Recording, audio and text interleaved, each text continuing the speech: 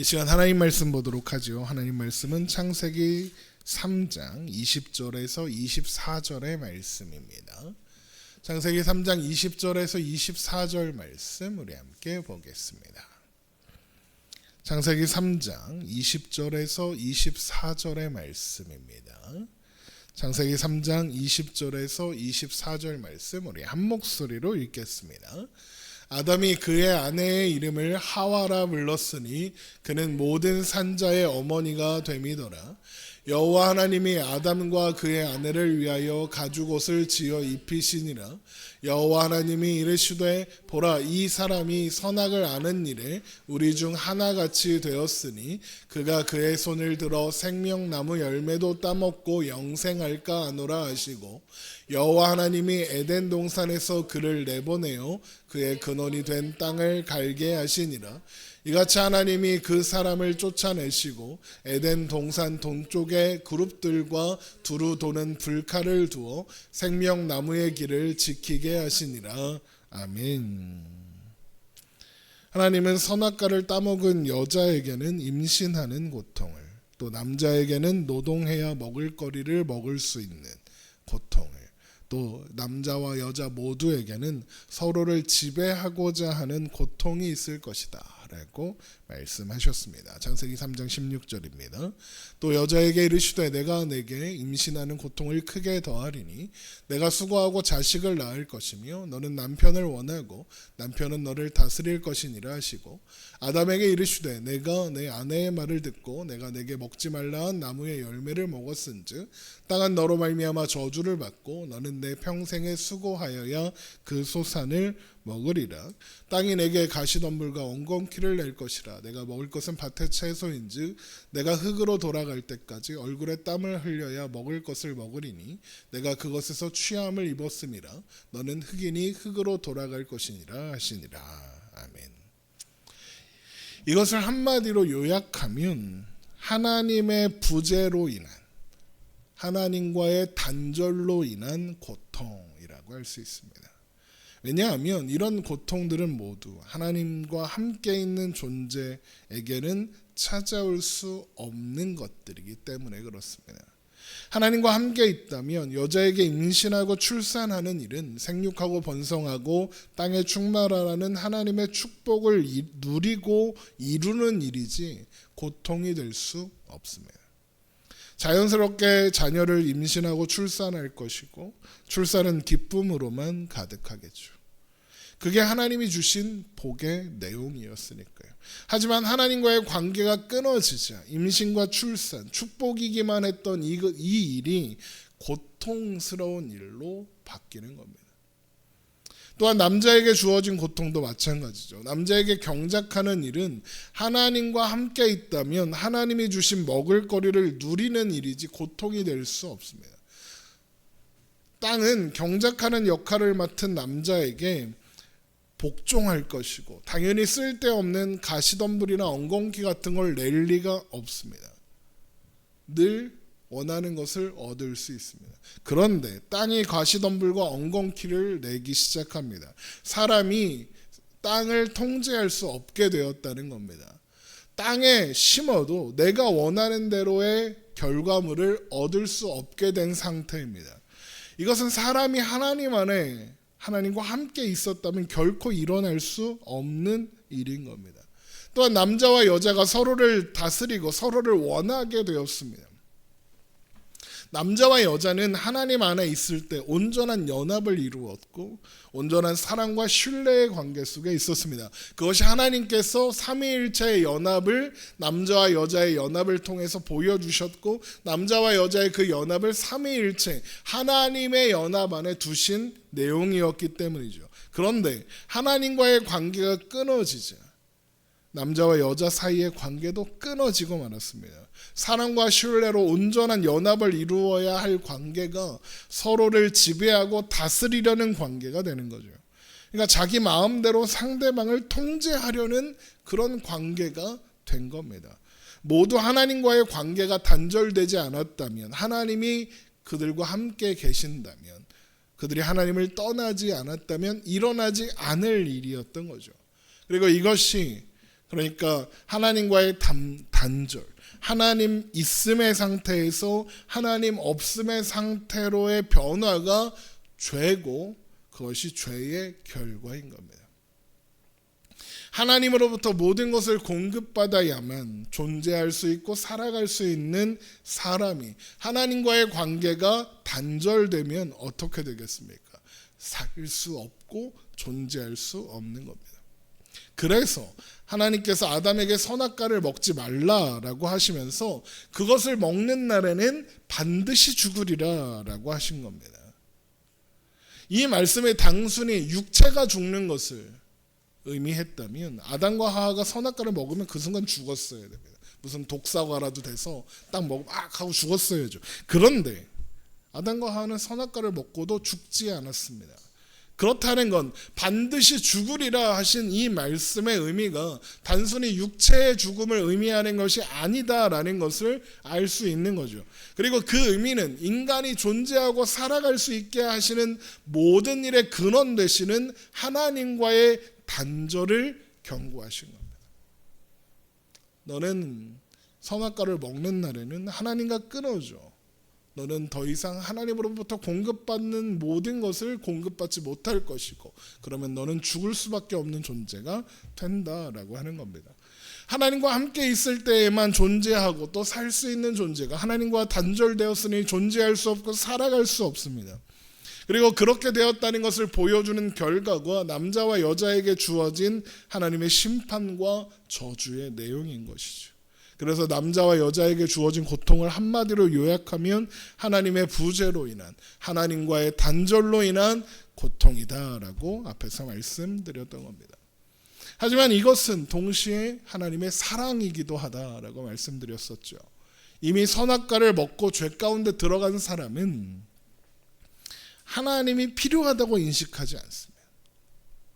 하나님 안에서 모든 것을 누리던 사람이 이제는 하나님을 불신하고 원망합니다. 하나님 안에 돌아가야겠다고 돌아가면 다시 모든 것을 누릴 수 있을 거라고 생각하지 않습니다. 원래 그건 내 거였고 하나님이 빼앗아 갔다고 생각할 뿐입니다. 그래서 자신들이 저지른 데 죄에 대한 회개나 반성은 조금도 없고 오직 모든 것이 하나님으로부터 초래된 절망이고 고통이고 문제라고 하나님을 원망하는 겁니다. 그렇게 그들은 하나님이 얼마나 그들에게 선하셨는지 하나님께서 그들을 얼마나 사랑하시고 위하셨는지 그리고 그들에게 하나님이 얼마나 필요한지 망각한 겁니다. 그래서 하나님이 사람에게 고통을 허락하시는 겁니다. 하나님의 부재로 초래된 고통이 그들의 삶을 고통스럽게 합니다. 아무리 열심히 경작해도 땅에 가시덤불과 엉겅퀴를 내며 협조하지 않습니다. 그러면 어떻게 해야 될까요? 혼자 일하지 못할 테니 누가 필요합니까? 일꾼이 필요하겠죠. 그러려면 뭘 해야 합니까? 생육하고 번성해야 합니다. 애를 낳아야 해요. 임신과 출산을 반복해야 한다는 말입니다. 그러면 어떻게 됩니까? 그 또한 고통입니다. 그렇게 태어난 자식들이 부모를 도와 행복하게 해주나요? 서로를 반목하고 다스리려고 하는 남자와 여자의 사이에서 태어난 아이들이 그럴 리가 없습니다. 가인과 아벨의 이야기를 생각해 보십시오. 죽이 최초의 살인자가 되죠. 그뿐입니까? 심지어 언젠가는 육신이 죽어 흙으로 돌아가기까지 할 겁니다. 영원할 것 같았던 생명이 사라지는 걸 보게 되는 겁니다. 자, 그런 시간을 살면서 처음 사람들은 뭘 느끼는 겁니까? 하나님의 부재로 인한 고통을 뼈저리게 경험할 수밖에 없는 겁니다. 그렇게 사람이 죽어나갈 때 뭐가 보이겠습니까? 불칼과 천사들이 지키고 있는 에덴 동산의 생명나무가 보이겠죠. 그러면서 생각할 겁니다. 저게 있었다면 죽지 않을 텐데 생각했겠죠. 그제서야 비로소 하나님과의 단절이 초래한 결과를 처절하게 경험하고 생각하고 느꼈을 겁니다. 그리고 그 시간은 결국 사람들을 하나님을 구하는 자리로, 하나님의 은혜와 긍휼을 구하는 자리로 데리고 갈 겁니다. 그래서 처음 죽음을 경험한 아벨의 죽음 이후에, 아벨과 가인 사건 이후에 있었던 일을 소개하고 있는 창세기 4장 25절 이하를 보면, 아벨을 대신하여 하나님이 셋을 주셨고 셋이 아들을 낳아 에노스라 하였는데 그때 사람들이 비로소 여호와의 이름을 불렀다라는 말씀이 나오는 겁니다. 창세기 4장 25절, 아담이 다시 자기 아내와 동침하매 그가 아들을 낳아 그의 이름을 셋이라 하였으니 이는 하나님이 내게 가인이 죽인 아벨 대신에 다른 씨를 주셨다 함이며, 셋도 아들을 낳고 그 이름을 에노스라 하였으며 그때 사람들이 비로소 여호와의 이름을 불렀더라. 에노스라는 단어는 사람이란 뜻인데, 약하다, 깨지기 쉽다, 유리 같다, 이런 느낌으로 사용되는 단어입니다. 그러니까 에노스라는 이름은 사람의 한계, 깨질 수밖에 없고 약한 존재, 죽을 수밖에 없는 사람의 존재적 한계를 드러내고 있는 이름인 거죠.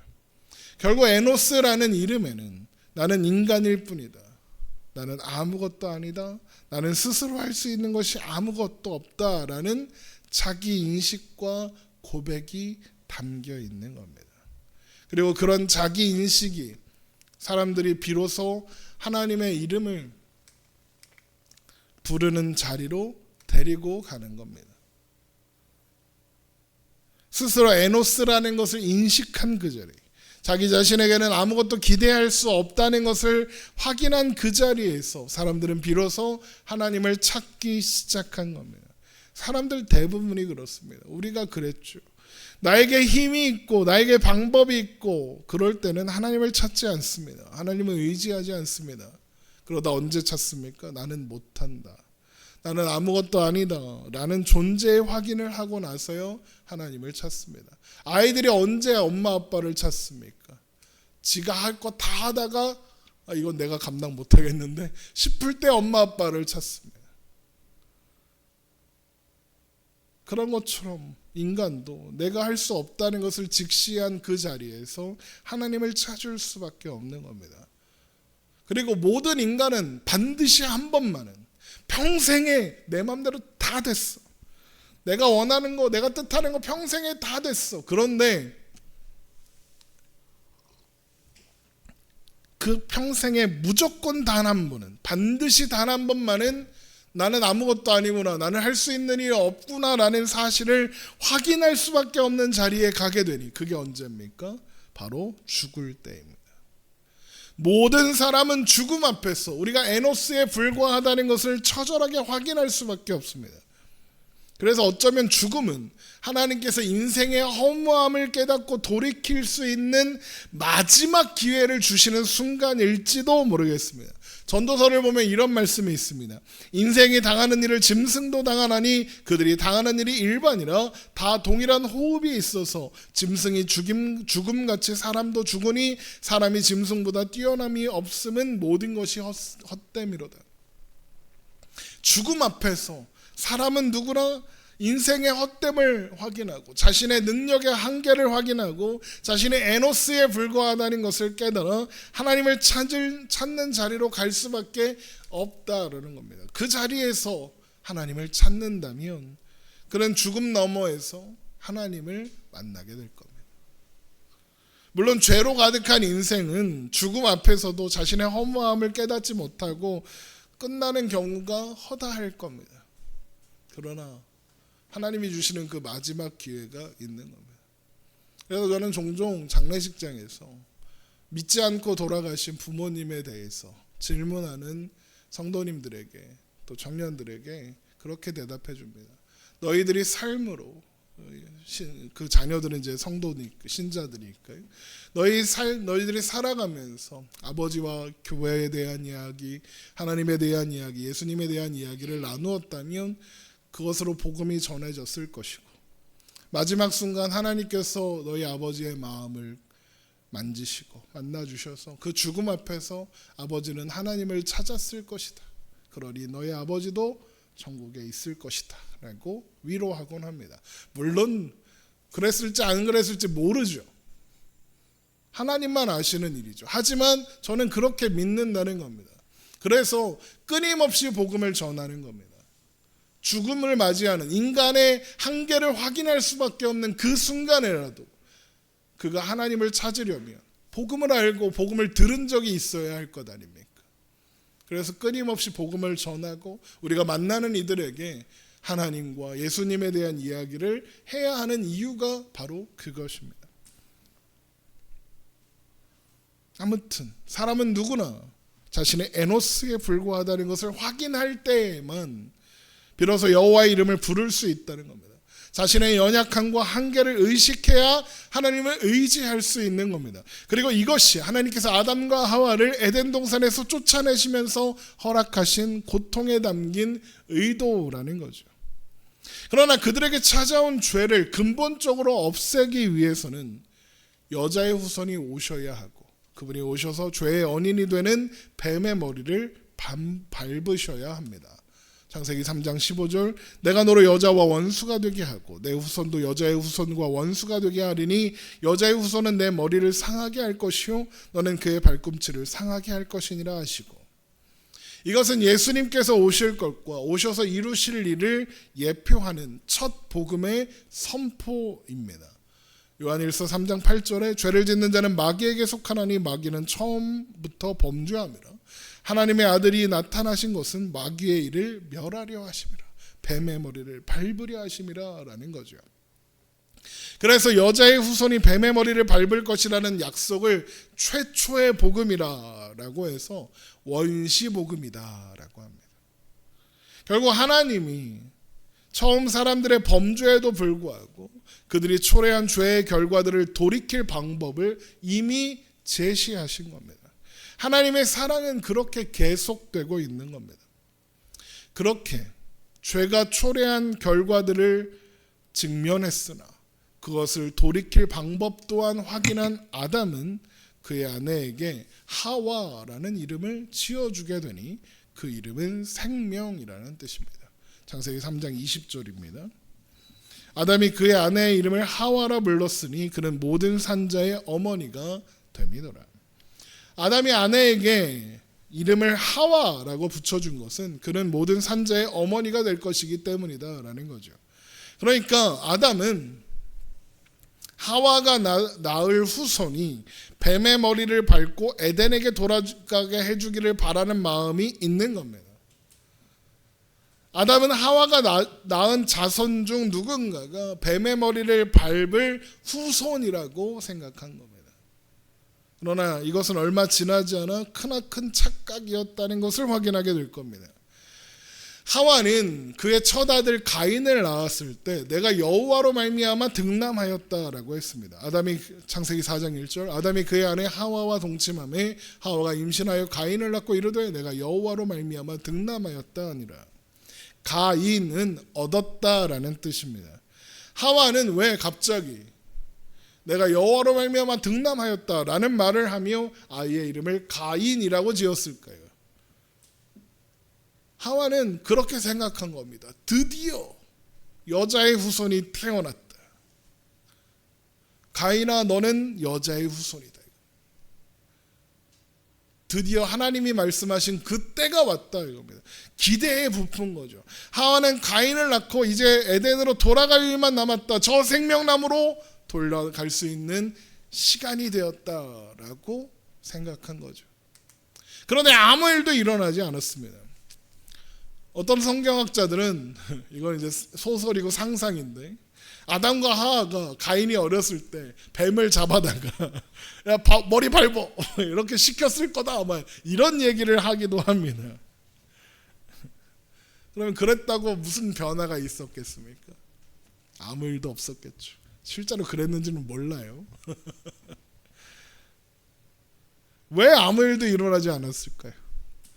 가인은 여자의 후손이 아니기 때문입니다. 가인은 남자의 후손, 아담의 후손이었습니다. 아담은 130세에 자기의 모양 곧 자기의 형상과 같은 아들을 낳아 이름을 셋이라 하였다 였습니다.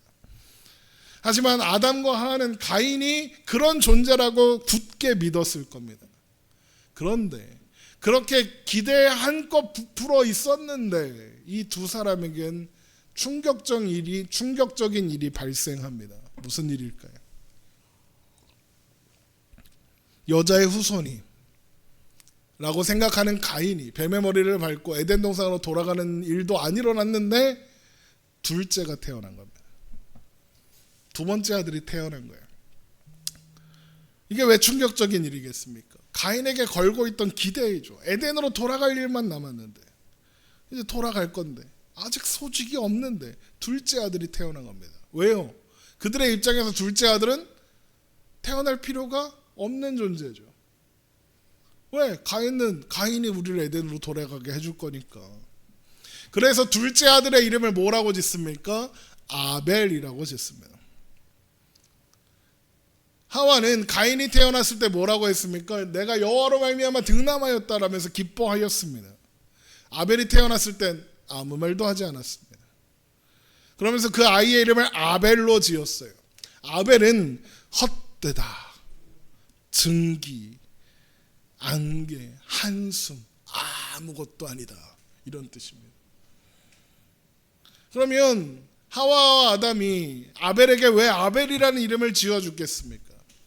가인이 에덴으로 돌아가게 해줄 여자의 후손인 줄 알았는데 아무 일도 일어나지 않은 채 아벨이 태어났으니 한숨만 나오는 겁니다.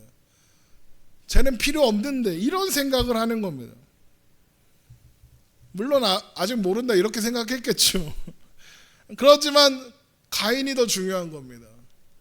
얘는 우리를 에덴으로 데려가게 해줄 사람이니까요. 아벨은 필요 없는 겁니다. 그래서 아벨한테 양치는 일을 맡기는 겁니다. 양치는 일은 필연적으로 어떤 것을 동반하는 줄 아십니까? 양을 치려면 한 군데 있으면 안 됩니다. 양을 치려면 반드시 필연적으로 집을 떠나야 해요. 그러니까 아벨을 내보내는 겁니다. 그러니까 편애하는 게 보이죠. 그러니 가인이 당연하다는 듯이 아벨을 죽이는 겁니다. 편애하는 거죠. 이런 아담의 헛된 기대가 담긴 이름이 하와, 모든 산자의 어머니였던 겁니다. 그런데 아내의 이름을 하와라고 짓는 아담의 모습은 이 또한 죄의 결과를 나타내는 겁니다. 아담은 처음 아내를 만났을 때 아내에게 이름을 붙이지 않았습니다. 하나님께서 여자를 처음 자신에게 데리고 왔을 때 아담은 그녀를 이샤, 여자라고 불렀습니다. 여자라는 의미의 이샤는 남자라는 의미의 이쉬와 마찬가지로 모두 사람이라는 뜻의 아담에서 나온 남성형, 여성형 명사다라고 말씀드렸었죠. 그러니까 여자와 남자는 생긴 게 다르고 성향이 다르니까 구분하기 위해 사용된 단어일 뿐 아담은 애초부터 여자를 자신과 다른 존재로 인식하지 않았던 겁니다. 같은 존재인 거죠. 또한 아담이 여자를, 그의 아내를 처음 만났을 때 아담의 여자를 다스릴 존재가 아니라 뼈 중에 뼈요 살 중에 살이다, 나와 같은 존재요, 나와 상호 보완적인 존재라고 인식했죠. 그러니까 아담은 처음 여자를 만났을 때 자신과 동등하고 동일한 존재라고 인식하고 그렇게 대했던 겁니다. 그런데 이제 아담이 그의 아내에게 이름을 붙입니다. 생각해 보십시오. 아담이 이름을 붙였던 일이 있죠. 언제? 동물들의 이름을 붙였습니다. 그들은 모두 아담이 다스려야 할 대상이었죠. 여호와 하나님이 흙으로 각종 듬질승과 공중의 각종 새를 지으시고 아담이 무엇이라고 부르나 보시려고 그것들을 그에게로 이끌어 가시니 아담이 각 생물을 부르는 것이 곧 이름이 되었더라. 이게 뭘 상징한다고 했습니까? 아담이 모든 생물을 다스리는 왕이다라는 것을 상징한다고 했죠. 그랬더니 아담이 모든 가축과 공중의 새와 들의 모든 짐승에게 이름을 주었습니다. 그렇게 모든 생물이 내가 다스린다, 너희는 내 다스림 안에 있는 존재다라는 것을 드러내고 보여줬던 겁니다. 그런데 이제 아담이 아내에게 이름을 붙입니다. 그러면 이게 무슨 뜻이겠습니까? 아담은 이제 아내 또한 다스리기로 한 겁니다. 넌 내 아래 있다, 넌 내 지배 아래 있다라고 선포하는 거죠. 결국 아담은 여자에 대한 지배권을 확인하기 위해서 하와라는 이름을 붙여주는 겁니다.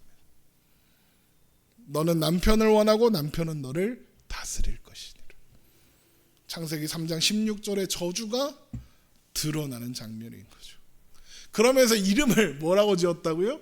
하와, 모든 산자의 어머니, 여자의 후손을 낳는 사람이라고 지었다고 했죠.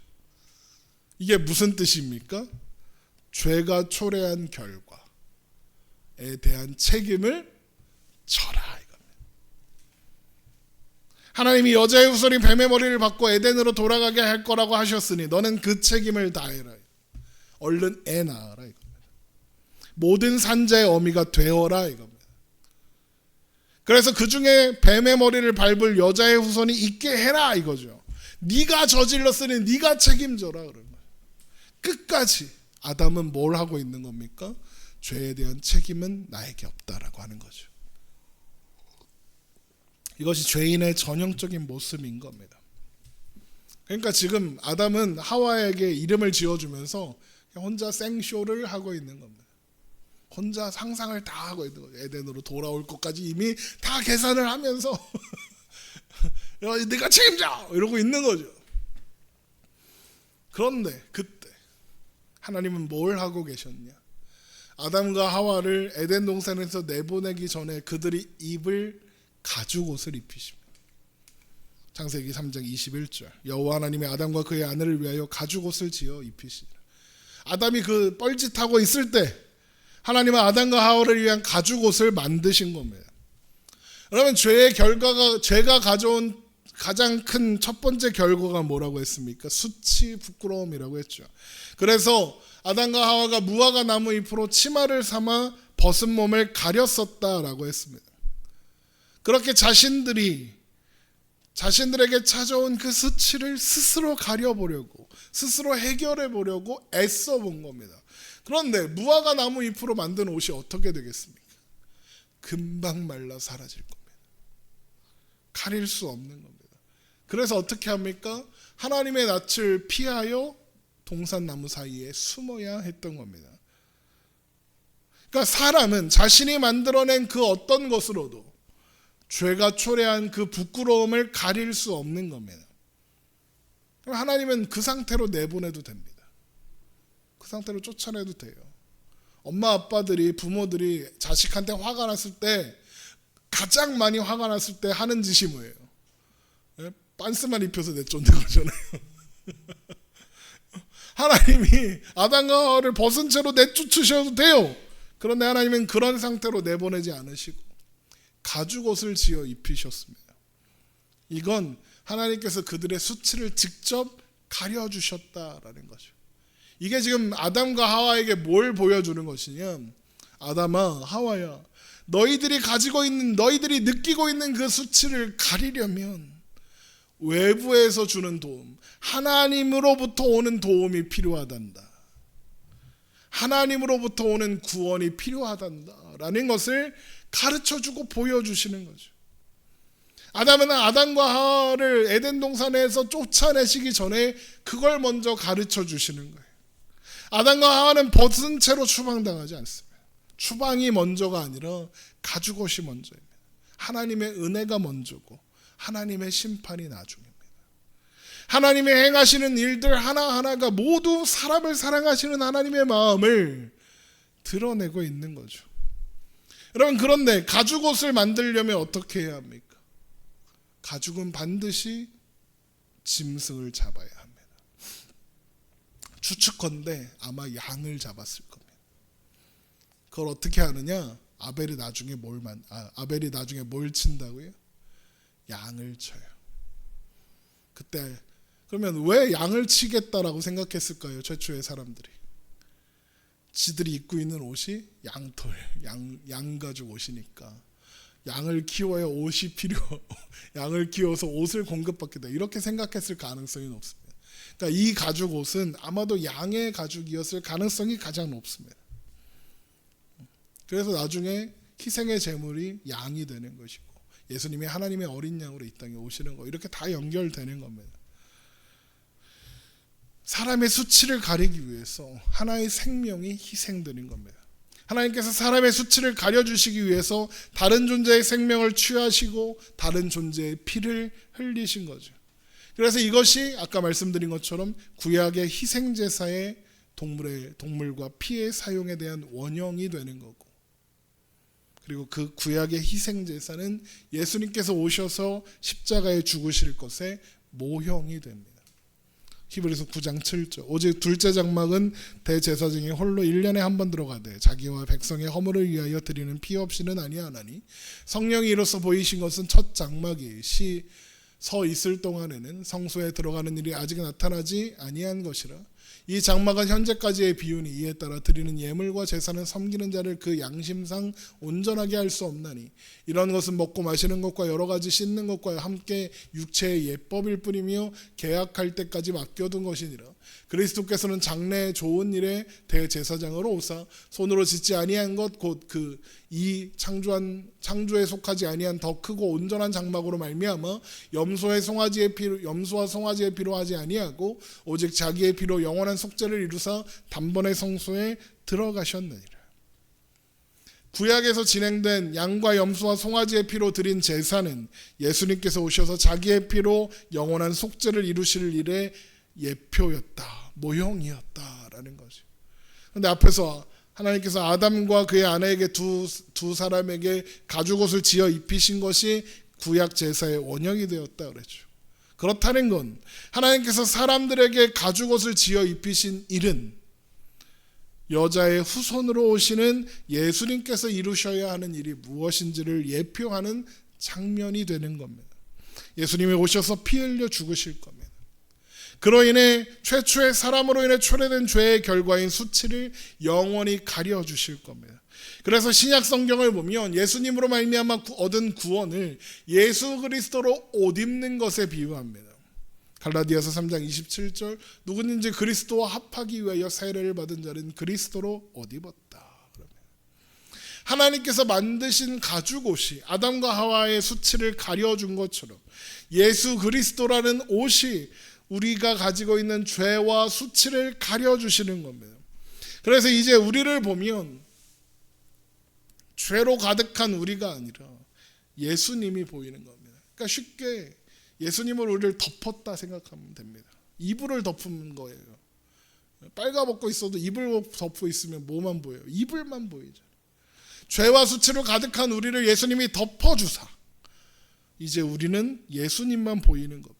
그래서 하나님이 보실 때 예수님만 보이니 우리를 뭐라고 하시는 겁니까? 죄 없는 존재, 수치 없는 존재, 의로운 존재로 인정해 주시는 겁니다.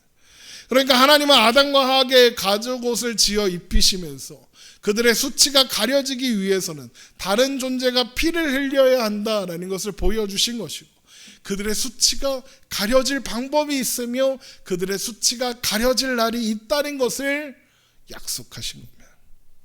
그렇게 하나님은 모든 것을 알리시고 모든 것을 가르쳐 주시고 모든 약속을 하신 후에야 아담과 하와를 에덴 동산에서 내보내시는 겁니다. 하나님은 사람들을 에덴 동산에서 내쫓는 이 와중에도 여전히 그들을 위하고 계시는 거죠. 그런데 그러면서 그들을 에덴 동산에서 내보내야 하는 이유를 생명나무 때문이다 라고 그러십니다. 여호와 하나님이 이르시되 보라 이 사람을 선악을 아는 일에 우리 중 하나와 같이 되었으니 그가 그의 손을 들어 생명나무 열매도 따먹고 영생할까 하노라 하시고, 여호와 하나님이 에덴 동산에서 그를 내보내어 그의 근원이 된 땅을 갈게 하시니라. 하나님이 먼저 이 사람이 선악을 하는 일에 우리 중 하나같이 되었다라고 말씀하십니다. 이것은 선악을 분별하는 데 있어서 하나님과 같이 자율적인 존재, 독립적인 존재가 되었다라는 의미입니다. 이 말은 이전에는 하나님이 선하고 악한 것의 기준이 되셨지만 이제는 사람이 무엇이 선하고 무엇이 악한지를 스스로 정하게 되었다, 스스로 판단하는 독립적인 존재가 되었다라는 의미입니다. 우리는 흔히 독립적인 존재가 됐다 그러면 좋다고 생각합니다. 그래서 청소년들이 제일 많이 하고 싶은 게 뭡니까? 빨리 성인 되고 싶다 그러는, 성인이 돼서 내가 하고 싶은 대로 하고 싶다 그러는 거죠. 뭔가 좋은 거라고 생각합니다. 근데 여러분, 독립의 가장 기본적인 전제가 뭔지 아십니까? 자신이 판단하고 자신이 결정하고 행동한 일에 대한 책임을 모두 자신이 져야 한다는 뜻입니다. 그게 독립입니다. 많은 논란이 있지만 우리나라에는 촉법이라는 촉법소년 말해서 너무 어린 청소년들, 학생들은 처벌하지 않는, 또 처벌하더라도 약하게 처벌하는 그런 법이 있죠. 왜 그 법이 유지되고 없어지지 않는 걸까요? 아직 우리나라는 그 아이들이 독립적인 존재로 스스로 저지른 일에 대한 책임을 질 수 있는 존재로 인정하지 않기 때문에 그러는 겁니다. 독립이 좋은 게 아니에요. 내가 나를 책임져야 하는 겁니다. 그런데 아담이 하나님으로부터 모든 것을 공급받고 하나님 안에 살았어요. 먹을거리, 생명까지 다 하나님이 주시는 거였어요. 그런데 이제 아담이 독립한 겁니다. 그러면 이제 먹을거리, 생명 다 스스로 책임져야 하는 겁니다.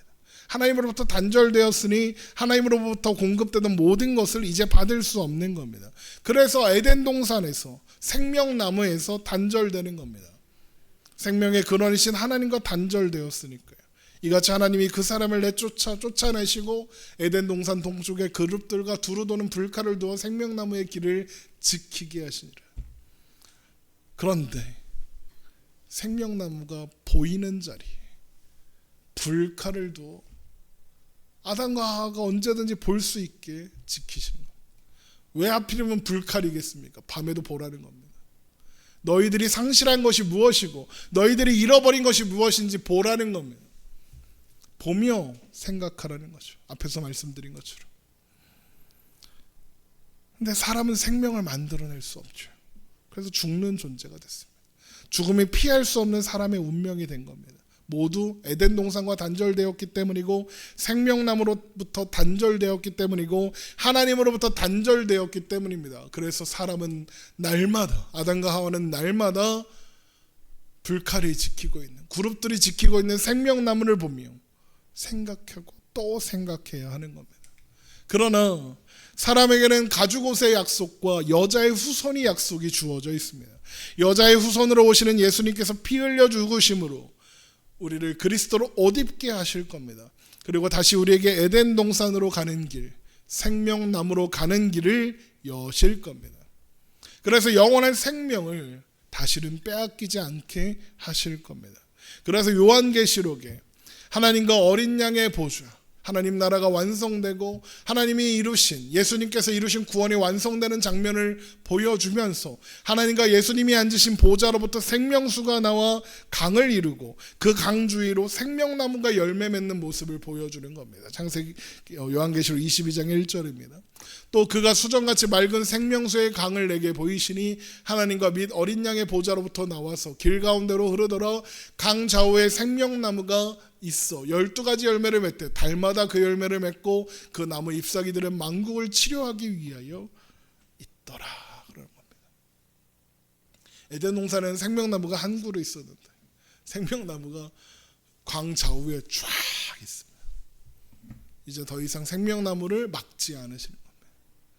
그렇게 요한계시록은 예수님께서 이미 그 일을 성취하셨고 여자의 후손으로 오셔서 가죽옷의 모형으로서, 가죽옷이 보여준 모형을 성취하심으로써 이 모든 일을 성취하셨습니다. 그렇게 우리에게 이미 영생을 얻은 자들임을 확증하여 보여주는 겁니다.